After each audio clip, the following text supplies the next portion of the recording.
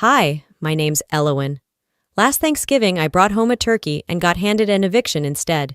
No warning, no kindness. Just a cold goodbye at the dinner table I paid for. But the worst part? That wasn't the beginning. It was years of silence, control, and quiet theft, until I finally said, enough. They thought I'd stay quiet, that I'd keep paying, keep bending, keep bleeding. So what really happened when I stopped? The last thing I expected was to be handed a verbal eviction notice while holding a warm casserole dish.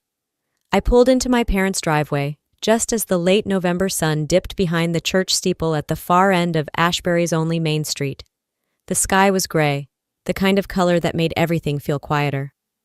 I parked carefully, as I always had, in the spot furthest from the porch, so Dad wouldn't say I was blocking his view of the mailbox. The pie box on the passenger seat had tipped sideways. I adjusted it and took a deep breath before heading up the steps. The wooden boards groaned under my boots, and for a second I almost turned around. Inside, the air was thick with the dry scent of overcooked turkey and burnt green bean casserole. It smelled like obligation. My father, Thayer, sat at the head of the table like he always did, arms crossed, face unreadable. Maribel, my mother, fluttered around with her usual fake busyness rearranging napkins that didn't need moving, opening and closing drawers like she was waiting for an excuse to be anywhere else. I set the pie on the counter next to the store-bought cranberry sauce I'd picked up on the way. No one looked up. No one said Happy Thanksgiving. Just the scrape of a fork across ceramic and the low hum of Thayer's old floor heater struggling against the cold. I pulled out a chair. No one told me where to sit, but that wasn't new. I'd grown used to being the extra limb no one asked for. I barely had time to place my napkin in my lap before Thayer cleared his throat and, without a glance, said, "You're too old to be freeloading. It's time you left." I thought I misheard. I looked up slowly. "What?" "You heard me," he said, slicing into the turkey like we were talking about the weather. "You've overstayed. It's time you got out." My fork hovered in midair.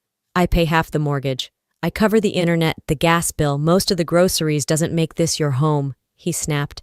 "Paying a few bills doesn't buy you a lifetime stay, princess." That word princess landed like a slap. I used to love it when he called me that. When I scraped my knees playing softball, he'd scoop me up and whisper, "My brave little princess." That was a long time ago. Now it was a weapon, a mockery. A reminder that I had once mattered, and now I was just a burden with a paycheck. I turned to my mother. She didn't meet my eyes, just stared down at her plate, chewing like she hadn't heard a thing. My throat tightened, but I didn't let the tears come. So that was the play. No warning, no discussion. Just blindsided over stuffing and stale rolls. A silent conspiracy with polite smiles. "Is this because I didn't go to Aunt Lila's last week?" I asked, trying to make sense of it. "Because I had work?" Thayer scoffed. "Always with the excuses. Work, stress, your deadlines. You've been taking advantage of this family long enough." My jaw clenched. Taking advantage? I've been supporting this house while you've been, what? Drinking beer and watching reruns in your recliner? Maribel flinched, but still said nothing. "This isn't your house," he said, voice rising just enough to send a message. "We let you stay because we felt sorry for you. But sympathy doesn't pay rent." "Neither do you," I muttered. He slammed his fist on the table. The plates rattled. Enough. That was the end of it. There was no yelling match, no drama, just a verdict delivered between dry bites of turkey and fake gratitude. A cold declaration that I didn't belong and hadn't for a long time. I pushed my chair back, stood up slowly. The air felt heavier with every breath. I walked to the kitchen, picked up the pie still warm and placed it gently on the counter. No one moved. Not a thank you. Not even a glance. They didn't just kick me out, I thought. They planned this. Chose Thanksgiving because it made them look like the victims. I looked back once. Just once. Thayer had already gone back to carving the turkey. Maribel picked at her casserole like nothing had happened. "I guess we're doing this?" I said out loud, voice calm even. No one answered. Outside, the wind had picked up. I wrapped my coat tighter around me as I walked to the car. My hands didn't shake. My breathing didn't hitch. But inside, something cracked. I started the engine, but didn't drive away immediately. I looked up at the house I'd once believed was a home. The faded shutters, the sagging porch, the light flickering in the upstairs window where I used to do homework late into the night. They didn't just kick me out of the house, I whispered, gripping the steering wheel. They kicked me out of the illusion that I was ever really loved here.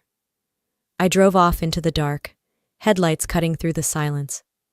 There were no bags packed in the trunk, no grand plan, just a woman who had finally seen the truth and wasn't afraid to leave it behind. I didn't hit the gas right away. I sat there, the heater hissing against the cold air that had crept in through the cracked door. My hands didn't tremble, but my chest felt tight like something invisible had snapped, and now all the pressure was flooding in. I didn't cry, not out of strength, out of clarity. I drove aimlessly for a while, down streets I'd known since I was a kid, passing darkened storefronts and flickering porch lights. The town looked the same, but everything inside me was shifting. The diner on Harlow Street still had its neon open sign lit, casting a weak red glow onto the slush-covered pavement. I pulled into a space but didn't go inside. I sat there, engine off, watching a couple through the window laughing over pie. They think they ended something tonight, I murmured. They don't know him just getting started. I stayed in the car until my fingers felt stiff from the cold. Then I texted the only person I could trust not to ask questions, Isolde. 10 minutes later, I was at her place. She didn't ask anything when she opened the door, just stepped aside and said, "The couch is yours." That was all I needed. Once she went to bed, I set my bag down and pulled out my laptop. The kitchen light hummed overhead, and the silence felt like armor. I logged in. Power bill, cancel. Water, cancel. Gas, click. The screen blinked before confirming deactivation. One by one, I unplugged every cord that had tethered me to that house, that life. I moved on to the bank account joint checking, the one Maribel insisted we open just for family emergencies. I remembered the way she'd smiled when I agreed, like it was love. It wasn't, it was leverage.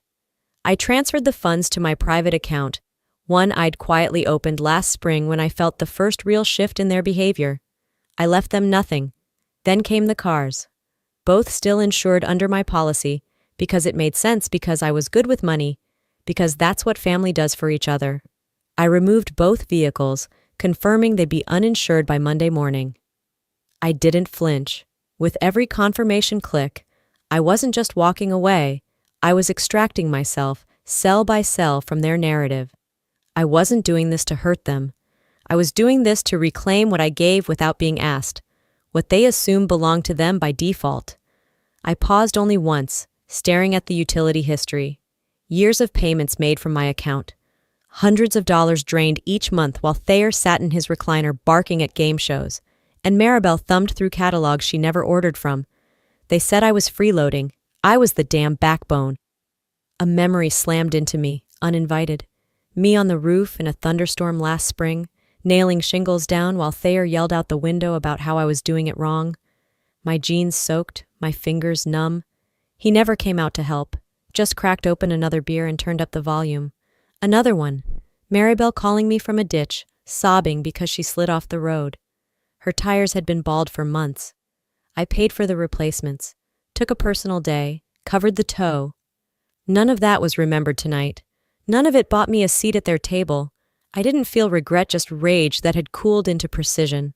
I scrolled through the online accounts, highlighting each with a sense of finality. Netflix under my name, cable, Wi-Fi, gone. I could already hear Maribel screaming when her shows didn't load. I hoped she called the provider and heard, in a robotic voice, that the account was closed by the primary holder. Every severed tie wasn't petty. It was power coming home to roost. I took a break to drink water straight from the tap, leaning against Isolde's counter. Her apartment smelled like cinnamon and soap.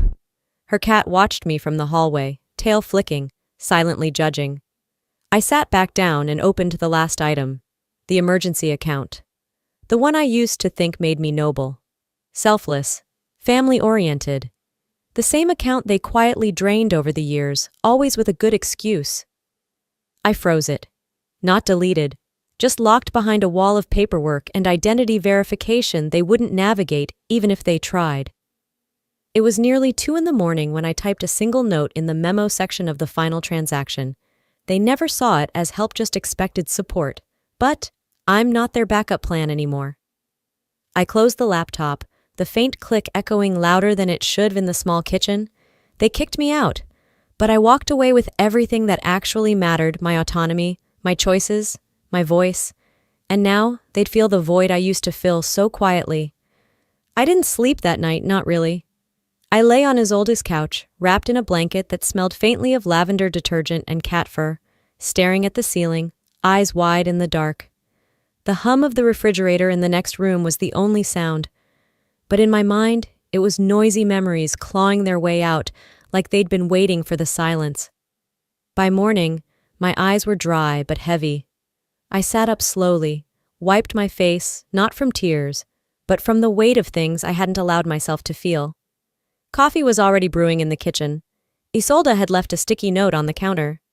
"Take what you need. I've got you." I poured a cup, sat back down with my laptop, and pulled up an old folder I hadn't opened in over a year. Inside it was an email marked Denver offer. I remembered the day it came in like it had happened just last week. A 6-figure salary, a leadership position at a marketing firm I'd admired since grad school, relocation assistance, health benefits that made my eyes water, everything I had worked toward for nearly a decade. I'd even packed a suitcase. I'd mapped out apartments within walking distance of the office. I'd started dreaming, and then Maribel cried, "If you leave, your father will spiral. You know how he gets when you're not around." She sat on the edge of my bed, trembling. Real or performed, I couldn't tell. She clutched the frayed sleeve of her robe like it was a life raft. "You're abandoning us," she whispered, "right when we need you most. And Thayer?" He didn't say a word. But the next morning, my car wouldn't start. The battery had been unplugged. I found the cable lying in the grass under the hood, like someone didn't even try to hide it. I never made it to the interview. I never left. I told myself I'd reapply, wait for the next opening. But life, as they say, got in the way, and guilt, well, it never left. Sitting there now, cup warming my hands, I opened a second folder. This one held documents from last year, the time I tried to buy my own place. Loan denied. I hadn't understood why at first. My credit had always been decent, and my debt manageable. But when I pulled the report, there it was. A credit card I didn't remember opening. It was under my name, but the authorized user? Maribel. The balance? Just under $9,000. When I confronted her, she didn't even try to deny it. "You make more than us," she said, eyes wide, like I was the one being unreasonable. "It's not like we bought a yacht, we needed help. That's what family does." "But you didn't ask," I said, voice shaking. She rolled her eyes. I didn't think I had to. I had paid off the card in silence. Not because I forgave her, but because the damage was already done. The house I'd wanted, gone. The interest rate spike, permanent. They didn't need to slam doors or scream insults. They just quietly clipped my wings until I forgot I had any. Every sacrifice I'd made, every dinner skipped, every birthday I spent working, every weekend spent fixing a leaky sink or negotiating with the electric company was rewritten in their minds as expected. Gratitude was never on the table, only expectation. I looked back at the email, the one from Denver. I'd saved it, even after I turned the offer down. I guess some part of me needed the reminder that I had once been wanted for more than my usefulness. I closed my eyes and whispered, "I thought I was being loyal, but loyalty built on fear isn't love, it's servitude." That line lingered in the room long after I said it. It hung in the air, soft but final. I leaned over and grabbed my phone, opened the credit monitoring app, and checked the latest report. The damage was still there, but smaller now. Manageable, fixable, and it was mine to fix. No one else would be touching it again. I scrolled through photos on my phone, landed on one from 4 years ago, standing beside the old Christmas tree, holding a mug, fake smile plastered on, while Thayer stared at the TV and Maribel unwrapped the present I had bought for her, pretending it was from him. That night, I'd cried myself to sleep, wondering why I still felt invisible. They took years from me. But they don't get tomorrow. Not anymore. The sun had just begun to slip behind the low rooftops of Ashbury when I sat down at the kitchen table in Isolde's apartment, with a yellow legal pad and a dull pencil. The evening light pooled across the hardwood floor, soft and amber, but I barely noticed it. I was deep in the kind of focus that only comes after a heartbreak you've accepted, not one you're trying to outrun. I'd already cut the cords, the utilities, the credit lines, the joint insurance, all severed, but something kept nagging at the back of my mind like an itch I couldn't reach. A hunch, or maybe just experience whispering, "You missed something." So I started listing every account I'd ever had with my name on it alone or shared. Cell phone, yes. Auto loan handled. Bank. That's where I paused. The joint checking account. I hadn't used it in almost a year. I'd moved most of my savings to a personal account after the credit card mess with Maribel, but that backup account still had both our names on it. I'd left it open, partly out of habit, and partly because if I am being honest, I still hadn't fully let go. I pulled it up online, entered the login I hadn't used in months, and there it was.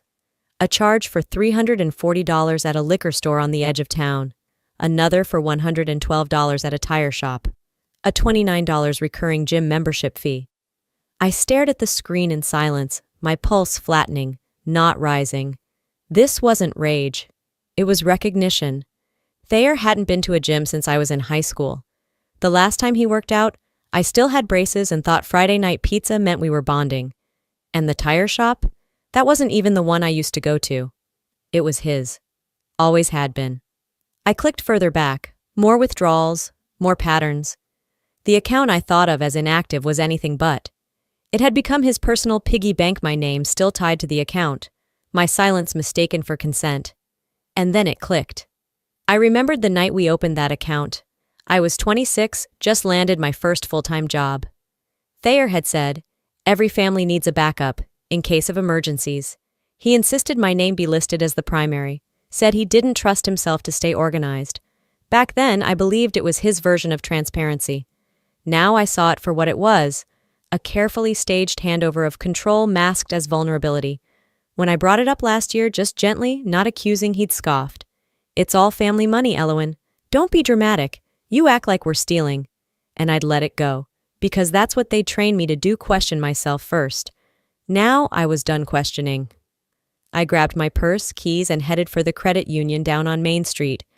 It was a short drive, but I took the long way looping past the library, the old diner, the pharmacy with the flickering neon sign. Ashbury didn't change much, but I had. The woman at the bank recognized me. Her name tag read, Denise. She greeted me like I was still the girl who used to drop off deposit slips for Maribel when I was a teenager. "I need to freeze a joint account," I said, voice calm, "and remove a co-holder." Denise blinked. "Family account? Not anymore." The process was straightforward. ID, digital signature, a form or two. I changed the email address, requested a new card, and canceled the old one. Denise didn't ask why, but when she handed me the receipt, she said, "Sometimes doing what's right for you means leaving people behind who never saw you in the first place." I walked out into the chill evening air and didn't look back. Back at Isolde's, I scribbled a note to myself on the same yellow legal pad. They made plans with money that wasn't theirs. Now they'll learn what empty means. It wasn't bitter. It wasn't revenge. It was release. Just past midnight, my phone buzzed a text alert from the bank. Auto withdrawal failed. Insufficient funds. I smiled, not in cruelty, but with peace. I didn't scream. I didn't warn them. But now they'd know I was done being their fallback plan. I woke to the buzz of my phone vibrating against the nightstand. A groggy glance told me it was 6:17 a.m. The sun hadn't cracked through the blinds yet, but the calls had already started. 8 missed calls, 2 voicemails, no texts, just silence wrapped in noise. I didn't need to listen to know who it was. Thayer always called first thing in the morning when he wanted to catch me before I got in one of my moods, as he liked to phrase it. That usually meant before I'd had time to think for myself. Maribel? She preferred voicemails, long ones, drenched in trembling tones and words like betrayal, family, and disappointment. I tapped play on the first one. Her voice slid out of the speaker, syrupy and tight.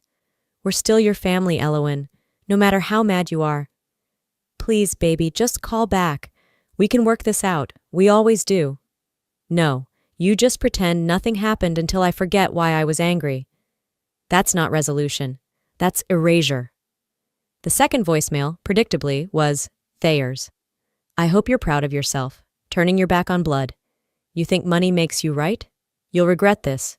Don't say I didn't warn you. There it was. Love, laced with a threat. I deleted both voicemails without saving them. No hesitation. My thumb didn't even shake. Then I texted Isolde. They're panicking. I'm not. She replied with a single word. Progress. I stayed in bed a little longer, watching the ceiling fan spin in slow circles, thinking about how many years I'd spent chasing their approval. Every phone call I'd answered on the first ring. Every plane ticket booked last minute for family emergencies that turned out to be guilt traps. Every weekend, I canceled plans just to be present for people who only ever noticed when I was useful. Not anymore. That afternoon, I met Caleb for coffee. He was back in town for a short visit, and catching up felt like another small reclamation of my own life. We found a booth in the back of the cafe, warm light spilling from the Edison bulbs overhead. You look good, he said. Lighter. I'm trying to be, I replied, offering a small smile. It's been a month. He nodded, sipped his latte, then paused. I ran into Micah a couple weeks ago. I blinked. Micah. 2 years ago, I thought I was going to marry that man. Then he disappeared. No argument, no explanation. 1 week we were apartment hunting, the next he was gone. Caleb didn't notice my hesitation. He mentioned something weird, he continued, eyes cautious. Said your mom told him you were unstable, that you were struggling financially and might drag him down. It felt like someone poured ice water straight into my lungs. What? He said she cornered him at a farmer's market, told him you had unresolved issues, that he deserved someone more stable, more grateful. I couldn't speak. I just stared down into my untouched tea, hands frozen. I'd spent months blaming myself. I thought I'd pushed him away, been too guarded, too closed off. I believed in the quiet of my worst nights that maybe I wasn't worth loving, that maybe I had ruined it. And all this time it wasn't me. It was her. Maribel had gone behind my back not to protect me, not out of concern, but to sabotage something good. Something that would have made me more independent, harder to control. Are you okay? Caleb asked softly. I nodded once. Thanks for telling me. I needed to know. That night, I didn't cry. I didn't call Micah or write a scathing letter to my mother. I wrote a message, not to send, just to write. If someone shows you they're willing to ruin your happiness to keep you dependent, believe them. It wasn't poetic. It wasn't dramatic. It was true. And it was the kind of truth I'd spent too many years avoiding. I copied the sentence into my notes app, titled it Rules for My Future. A new section in a life I was rewriting, one honest line at a time. At 9:43 p.m., another voicemail came in. I watched the phone ring, didn't flinch, didn't even open the app to listen. I blocked both numbers, not out of anger, out of clarity. They'd had my attention for decades. Now they had my silence. And silence? Silence is a decision, not a retreat. I stood by the window, looking out over the sleepy street below. Somewhere in that quiet, I felt something shift, not loudly, not with fireworks or applause, but with finality. They played their cards.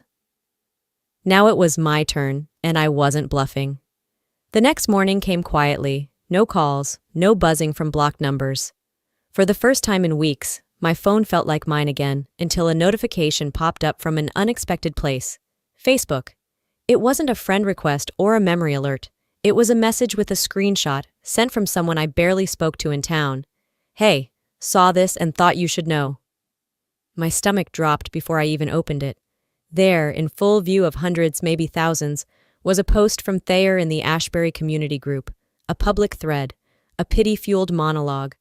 Some daughters forget who raised them, were sick, hungry, abandoned.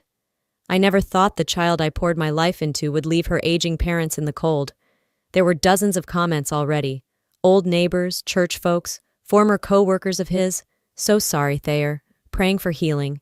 Kids these days have no heart. If you need anything, let us know. I stared at the screen, unmoving. It wasn't just a Lee, it was a trap. A manipulation masterpiece painted in vulnerability and weaponized shame. I whispered aloud, voice flat but sure. They're using sympathy as a shield. Ill-use facts as a sword. I didn't rush. I didn't cry. I didn't throw my phone or pace the room. Instead, I reached under the bed for a storage box I'd quietly added to over the years. Labeled in permanent marker, receipts, literal and metaphorical. I opened my laptop and spread the contents across the Betrayal utility bill from the past 6 years in my name. Auto payments, gas and water, cell phone statements, repair receipts from the winter the pipes burst, and I was the one who paid for emergency service, not Thayer. I copied scans into a folder, labeled each image by date. Bank transfers? Documented. Checks written from my account to theirs? Screenshotted. Emails from Maribel asking for just a little help this month because they were short again? Saved. I didn't just build a response. I built a timeline. A picture that showed who had really been abandoned and by whom. At 1:13 p.m., I posted, "No flourish, no rage, just facts. I've stayed quiet out of love. But since this story's now public, let me clarify a few things." Then I laid it out. Paid electric bill, $187.42 under my name, car insurance, 2 vehicles. Drafted monthly from my checking emergency roof repair. Covered in full by me last December food, medical co-pays, even dog grooming for a pet they wouldn't let me name I ended with. They didn't lose a daughter. They lost the person who kept their lights on. It wasn't venomous. It was surgical. A neighbor named Darlene commented within minutes. "I saw her patching that roof in the freezing cold. He just yelled from inside not to drop the hammer again." Then another post from someone who used to run the pharmacy. She always picked up their meds, paid in cash. No one ever mentioned that part. Like a tide, the narrative began to shift. Ashbury was small. Reputation ran deeper than blood. People remembered who shoveled their sidewalks in winter, who offered rides when someone's car broke down, who kept their head down and carried burdens no one asked about. I never asked for this war, but they brought it to my front porch and rang the doorbell, so I answered with proof. By nightfall, my post had more engagement than Thayer's ever did. Not that it mattered. He didn't post again. Neither did Maribel. Their silence online echoed the silence I now maintained in real life. I didn't respond to comments. Didn't ride the wave. I'd said what I needed to. That was enough. The house I grew up in? The image of it no longer hurt. Not because I'd forgiven, but because it no longer controlled the narrative of who I was. At 11:47 p.m., I turned off notifications, closed my laptop, and sat in the dark with a mug of tea in hand. The room was quiet, the kind of quiet that used to scare me. Not anymore. There's a silence that comes from being ignored, and one that comes from choosing not to engage. I had chosen the second. They'd painted me as cruel, cold, disloyal, and I had replied not with venom, not with sob stories, but with the truth. If they wanted a war, they were about to see I came with receipts. The envelope was there when I opened the door, a manila slab of silence left at my feet like a threat that didn't need words. No knock, no courier. Just wait. I didn't open it right away. I brought it inside, set it on the kitchen table, and stared. The last time I'd seen my name typed that formally was a college acceptance letter. This time, it was bolded on legal letterhead. Plaintiff Thayer and Maribel Connors. Defendant, Elowyn Connors. Allegations, elder neglect, financial exploitation, emotional cruelty. I laughed. Not because it was funny, but because they'd finally outdone themselves. After everything they took, twisted, taunted, they now wanted the system to clean up the story they'd made a mess of. They didn't want reconciliation. They wanted revenge dressed in Sunday best.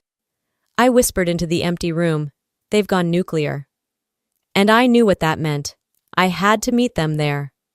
By noon, I was on a Zoom call with legal aid in St. Louis.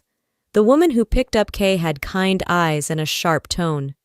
She transferred me to Jace, a paralegal who looked young enough to still be paying off undergrad loans, but had the steel nerves of someone who'd seen messier family implosions than mine.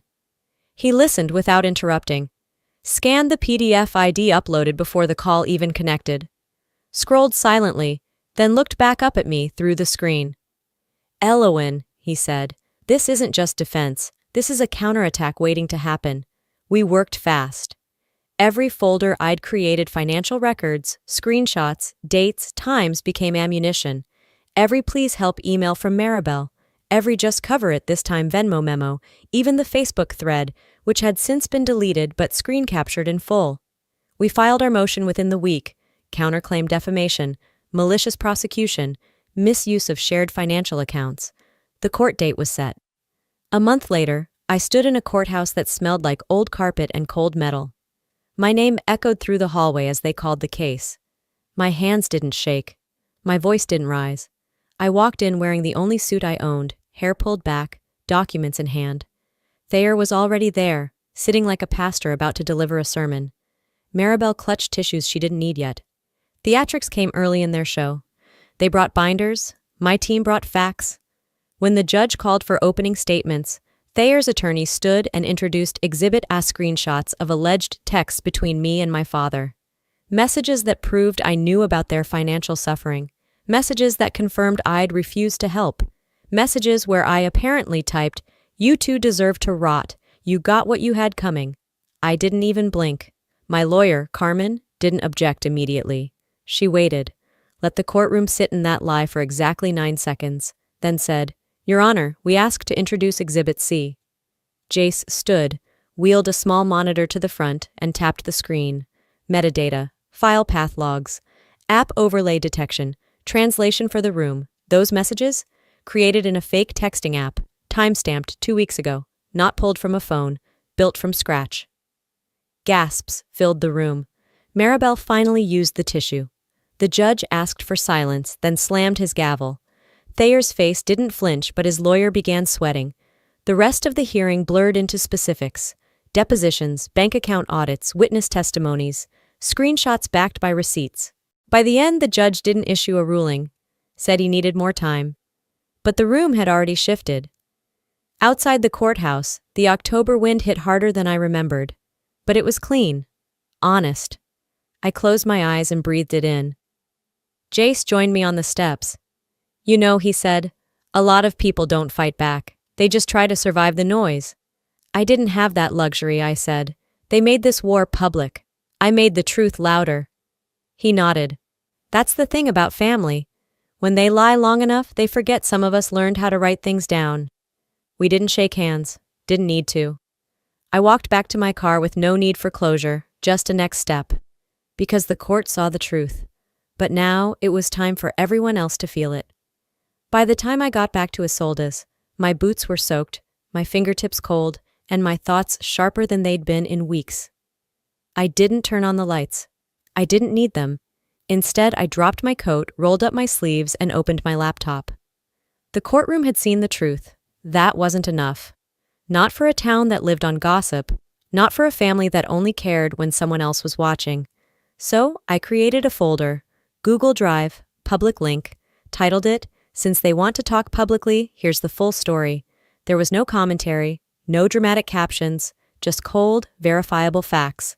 Screenshots of mortgage payments in my name, property tax stubs signed by me, the auto-renew notices for their health insurance, the service contracts for plumbing, roofing, pest control.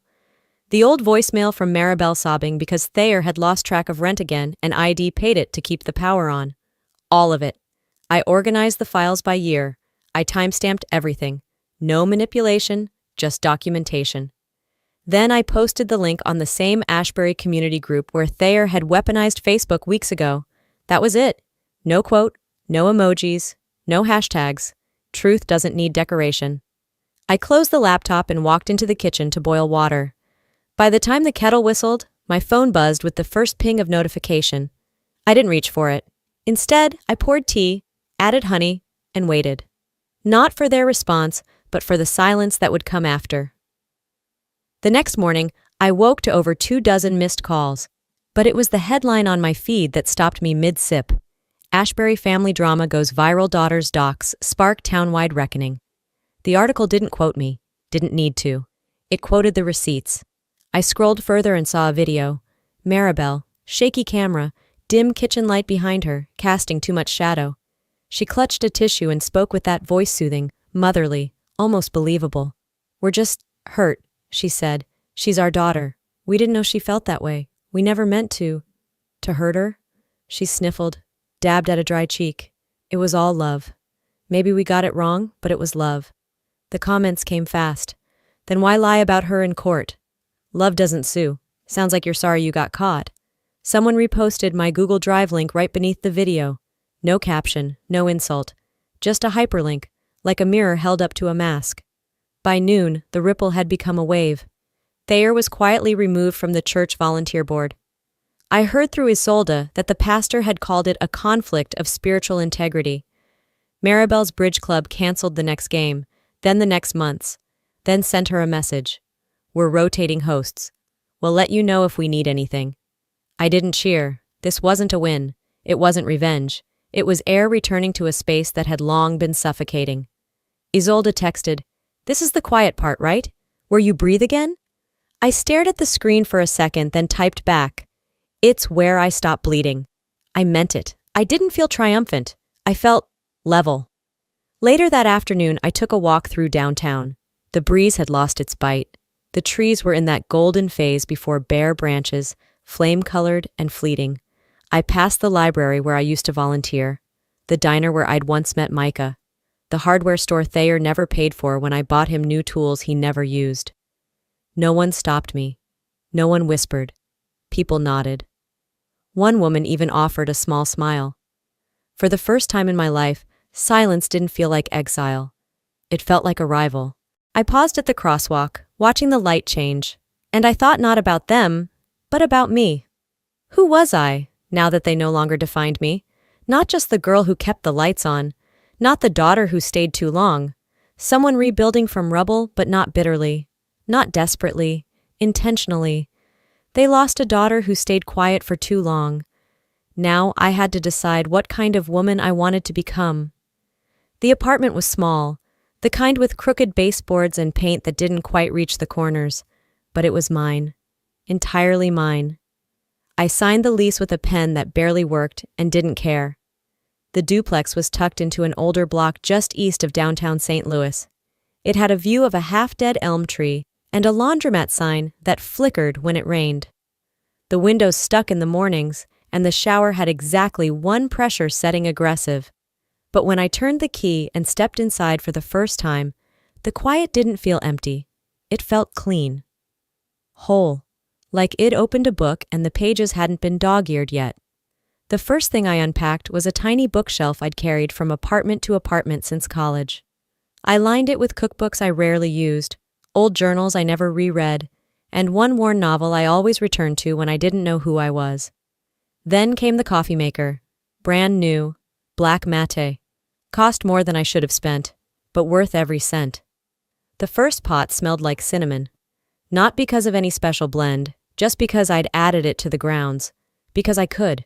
Because no one was standing over my shoulder telling me it was a waste, or asking why I didn't use the money for something useful.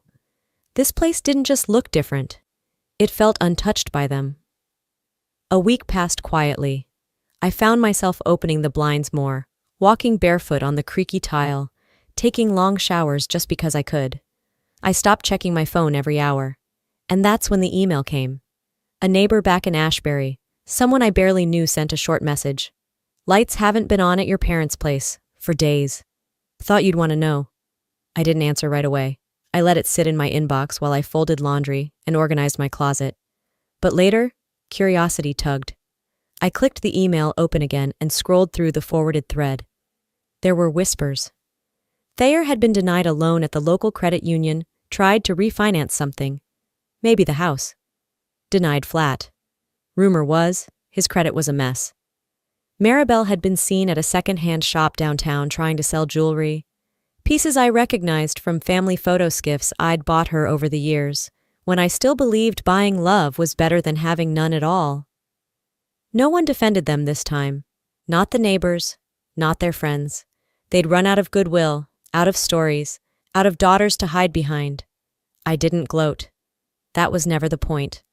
I whispered, more to myself than to anyone. I didn't want them destroyed, just disconnected. There was a difference. That evening I dug through a box labeled Thanksgiving stuff that Isolde had helped me pack. Tucked in between old cloth napkins and a cracked gravy boat was the plastic cake topper from last year. The one I'd bought when I tried to make dessert feel celebratory even as the house turned cold. I turned it over in my hand once, then dropped it in the trash. Gone. Then I reached into my coat pocket and pulled out a maple leaf I'd pressed between two books weeks ago. Burnt red, curled at the edges, still beautiful. I taped it into my journal, wrote one sentence beneath it. This year, I gave thanks for myself. Simple, whole, enough. The next day, I confirmed a job interview with a nonprofit downtown. Something small, communications work, nothing flashy but meaningful. Mine.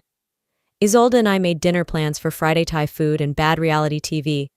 I hadn't reread a single voicemail in over a week. I no longer waited for the apology that would never come. No longer paused when I heard my mother's ringtone echo from a stranger's phone. They weren't villains in my life anymore. They weren't anything. I didn't forgive them. Not entirely. But I no longer built my days around their ghosts. They'd raised a daughter who stayed too long, who gave too much, who mistook silence for peace and control for love. But they made a woman who left. And that woman? She built something better without them. Even now, with the dust settled and the noise gone, I don't look back in anger, I look back in clarity. I used to think silence made me strong, that surviving quietly was noble, but survival is not the same as living.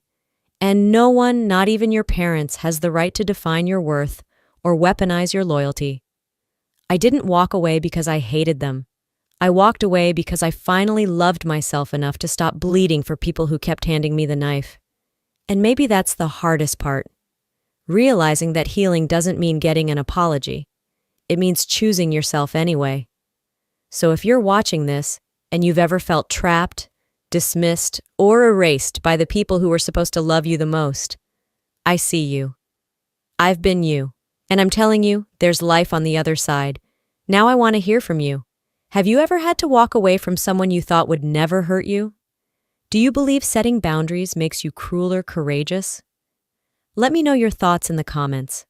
If this story hit close to home, drop a 1 in the comments, or tell me where you're watching from. I'd love to know how far this truth travels.